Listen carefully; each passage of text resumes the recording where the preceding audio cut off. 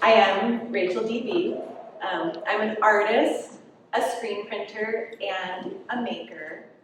And in 2024, I have a project where I'm creating 24 brand new screen print designs. Tiny primer on screen printing. What is it? You have a metal frame, it has fabric in it, this is the screen, and ink can pass through it unless you block it off. So what you do is you block off all the areas where you don't want ink to go. So you're left with open areas where ink can flow through. That's your baby primer on screen printing. This is the story of my 2024 design number 6. In 2023, I was a screen printer on the side. I was also a cooperative developer working in the startup co-op ecosystem of Dayton and beyond. And I was struggling.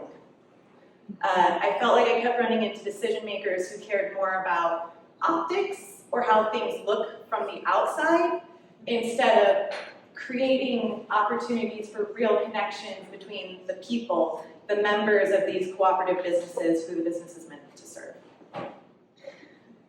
It was hard. I was feeling bad about myself. I felt like I was failing at convincing people of the value of my creative and organizing work. It sucked. In March of 2023, I was invited as a guest on a once-in-a-lifetime opportunity to travel to Spain for a week of studying their very, very strong cooperative ecosystem with 40 people from Dayton and Cincinnati. To recap, I'm questioning my role in the startup cooperative ecosystem, and I've just been invited to Spain. I say yes. And 5 weeks later, I get my passport on a Friday in Detroit. On Saturday, I fly out of Cincinnati. On Sunday afternoon, I arrive in Bilbao, Spain. Monday morning, all 40 of us have to check out of our hotel with all of our baggage and walk some number of blocks to our charter bus to go to our next location, which is a small multi-story building with a lower level classroom, which is where we're going to spend our mornings this week with amazing information from people in the cooperatives there in Spain. And then there was lots of other things scheduled every single day. So it was the 4th day of this. We arrive at the building with the lower level classroom. We all get out of the bus and we go down, and we sit in the chairs facing away from the beautiful, so the serene Spanish spring scenery. It took 20 minutes on the bus to get here, and it's just face plastered at the window with all of the green and the trees and the blue sky and the water and the mountains and the hills. And then we arrive at the building, we go into the classroom, and I take the same seat I've taken. And the fluorescent light above me is flashing. Again, it was flashing yesterday too.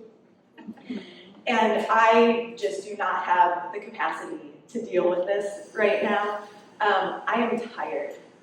We are all tired. The 40 of us, we've all crossed an ocean. We're all here in this flurry of things. And the fluorescent light is flashing. And I realize I do not want to be in this room anymore. I was conflicted though, because I love cooperatives, I love learning in community, and this is what I came to Spain for. But I could not be there. So I gathered my belongings and I go outside. And outside, I walk back up to street level, and we're on a hill. And it's actually a hill among hills. And everything is green, cascading down all of these hills. this is where I want to be. There's a little stone staircase, I walk down a couple of flights, there's a half stone wall, and I sit down and I take out my journal to start processing some of what's been happening on this trip. There was not a lot of time for processing in the schedule. So I'm taking the time I need, and I'm writing, and then my focus is being pulled by all of these little pops of color in my peripheral vision. So I take a look.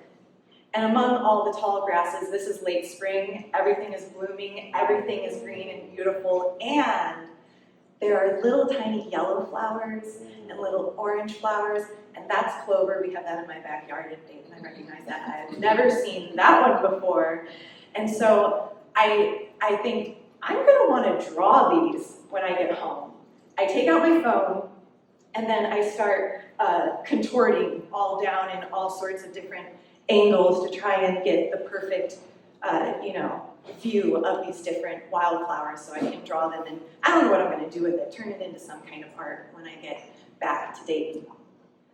And I was out there lost in the joy of wildflowers for over an hour because I see people coming out of the building again, and I know it's time to get back on the bus and go to lunch and get right back in the flurry of things.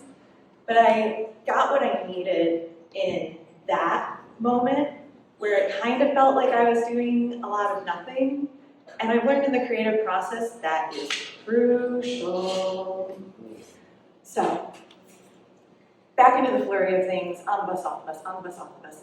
Sometime later that evening, I'm in my hotel room, just laying on the bed, like eyes plastered, overloaded from everything that happened in the day, and I just need to turn part of my brain off. So I get out my phone and I open Instagram, and I'm scrolling through the images because there were some events happening back in Dayton that I wanted to see how they were going. I wanted to support. I wanted to see if they were posting anything so I could feel that connection. So that's what I'm looking for when I am stopped. I am pulled right back into this moment where I am by an image in my Instagram feed. It is a beautiful bouquet of flowers. And there are little yellow ones, and there are purple ones, and there's a clover, and there are orange ones. And it's a tiny bouquet. It's being held up in this photo by a thumb and a forefinger. Like, it's tiny, it's small. So I'm like, it's beautiful, I love it, but what is it doing here in my Instagram feed? And then I see who posted it. It was posted by my friend Tejal, who I know loves flowers, and who is on this exact same trip in Spain studying cooperatives, and who also took some time with the wildflowers. And so I'm caught by this image. And to me, it is the most perfect example of how you could bring all of these flowers together in an arrangement. I could not imagine a better arrangement. So I think this is what I want to draw when I get home. So get home on a Saturday night, Sunday morning sleep in, and then start unpacking from the trip, including drawing that image. That's how I'm, like, how much I loved it. So I get out my blue pencil to do an underdrawing, a sketch, something that I intend to use for a later, more completed work. And I draw it, and then I set it on my desk in front of my computer. But I've been gone for a week, and I have other work to get back to, so I just think, I'm coming back for you. And I get back to my work of feeling like I'm failing at convincing people of the value of my creative and organizing work. And the bad self-feeling continues, and then it reaches a breaking point where I realize I have a choice. I can keep banging my head against the walls in the feeling of failure, or I can shift focus to something that I'm already doing but bring more focus to that, something that is generative and creative. And so that's what I decided to do. It's tough in part because, as was mentioned already, we still live in capitalism. So my labor also does need to be connected to currency so that I can then trade that for goods and services needed for survival in this year of 2024. But as far as things go, like selling cotton kitchen tiles, it's one of my favorite things. So I've also made the decision to choose to believe that it is possible to make a sustainable living for a small and frugal household through printing my original designs and selling my cotton kitchen tiles. So that a lot happened. And then one of the things you also need to do is be able to speak about your goods and services. I thought, what a perfect time to sign up for another storytelling class. This is my fourth. And then as soon as that happened, my brain went zing. And I was like, wouldn't it be cool if I did a brand new design and released it and showed it for the very first time at that storytelling graduation event? And then my brain was like, I know exactly what it's gonna be. And I remembered this image, my blue pencil drawing of this tiny bouquet. But I had put it away somewhere because it made me feel so bad to look at it. At some point, so it was gone.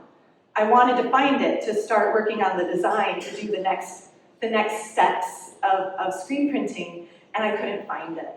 I was looking everywhere, and then I was starting to panic. But then I remembered there's a picture on Instagram. I can go there. Everything's fine. So then I was scrolling back through Tejal's feed to get to when we were in Spain, and I did not see it. I didn't see anything. And that's probably because of the panic, because I was still like searching around my house everywhere for this small blue pencil drawing that, is about this big in this direction, but is like nothing in the other direction, could be anywhere. And then I see when I don't know what to do, I've learned to take a beat and take a breath. And then I see one of the Tejal's images from the same day in Spain, and it has multiples in the post. So I scroll through, and there is that beautiful image that I was looking for. So I'm calmed a little because now I have the source material I need to redo the drawing that I can't find. And then, because I didn't need it anymore and I wasn't looking for it, the blue pencil drawing appeared out of nowhere. Which was welcome. So then that went onto my Artomatic screen projector, and which increases the size of something, and then you can trace it. And so then I did my brush ink full-size illustration for the design, and then I take that to my screen printing table and put it down under my fixed position screen risers, which are 4 sets of two popsicle sticks taped together and taped down on the table. And then I trace over my design with blue masking drawing fluid. This is what's going to save the screen and allow the ink to come through in how I want it to after I get, drawing fluid, whole design on the screen, gotta let that dry. And then I put on the red goop, and you gotta let that dry. And then I spray it down with water. And anywhere there was the blue masking drawing fluid, the red goop washes away to reveal your design. But it's just, you can't really see it because it's red and then clear, and then you gotta let that dry. And then you're ready to actually print and finally see the final product of all of this work.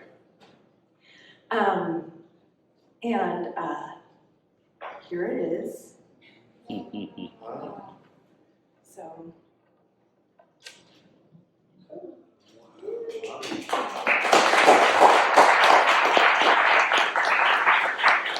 And the words say, we each hold stories worth sharing. And the most special, this is my favorite design as of recording, this is my favorite design I've ever done. And part of it is because, to me, this tiny, beautiful wildflower bouquet represents making the tough choices, to choose the creative, the generative, the things that could create a different future for us. One of my favorite things about, so I set up tables, pop-up markets, and one of my favorite things about setting up my tables is there are so many opportunities for delightful interactions with people who have stories to share that need no convincing.